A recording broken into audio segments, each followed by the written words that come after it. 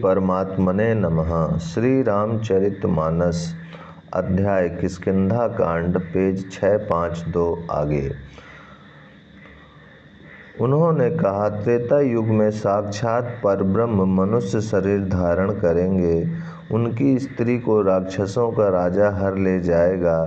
उसकी खोज में प्रभु दूत भेजेंगे और उनसे मिलने पर तू पवित्र हो जाएगा और तेरे पंख उग आएंगे। चिंता न कर, उन्हें तू सीता जी को दिखा देना।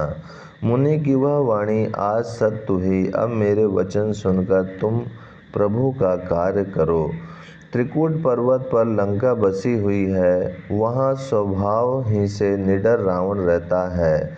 वहाँ अशोक नाम का उपवन बगीचा है जहाँ सीता जी रहती हैं। इस समय भी वे सोच में मग्न बैठी हैं। मैं उन्हें देख रहा हूँ, तुम नहीं देख सकते, क्योंकि गिद्ध की दृष्टि अपार होती है, बहुत दूर तक जाती है। क्या करूँ, मैं बूढ़ा हो गया, नहीं तो तुम्हारी कुछ तो सहायता अवश्य करता। जो 100 योजन 400 कोस समुद्र लांघ सकेगा और बुद्धि निधान होगा, वही श्री राम जी का कार्य कर सकेगा। निराश होकर घबराओ मत, मुझे देखकर मन में धीरज धरो। देखो, श्री राम जी की कृपा से देखते ही देखते मेरा शरीर कैसा हो गया। बिना पाँख का बेहाल था, पाँख उगने से सुंदर हो गया। पापी भी जिनका नाम स्मरण करके अत्यंत अपार भव सागर से तर जाते हैं, तुम उनके दूत हो। अतः कायरता छोड़कर श्री राम जी को हृदय में धारण करके उपाय करो। काकभुसुंडी जी कहते हैं, हे गरुण जी, इस प्रकार कहकर जब गिद्ध चला गया तब उन वानरों के मन में अत्यंत विस्मय हुआ। सब किसी ने अपना अपना बल कहा, पर समुद्र के पार जाने में सभी ने संदेह प्रकट किया। वृक्षराज जामवान कहने लगे, मैं अब बूढ़ा हो गया, शरीर में पहले वाले बल का लेश भी नहीं रहा। जब खर के शत्रु श्री राम वामन बने थे, तब मैं जवान था और मुझमें बड़ा बल था। बलि के बांधते समय प्रभु इतने बड़े कि उस शरीर का वर्णन नहीं हो सकता, किंतु मैंने 2 ही घड़ी में दौड़कर उस शरीर के 7 प्रदक्षिणाएं कर ली।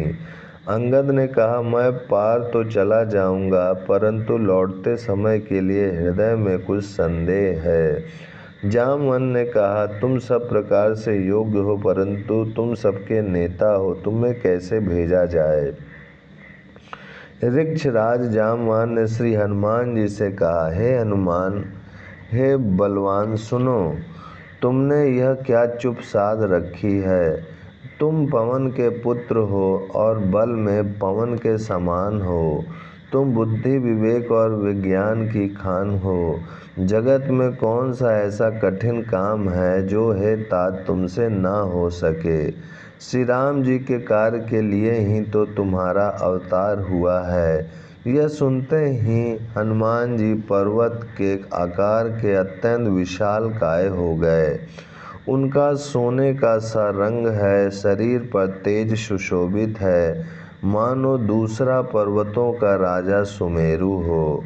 हनुमान जी ने बार बार सिंहनाद करके कहा, मैं इस खारे समुद्र को खेल में ही लांघ सकता हूँ और सहायकों सहित रावण को मारकर त्रिकूट पर्वत को उखाड़ कर यहाँ ला सकता हूँ।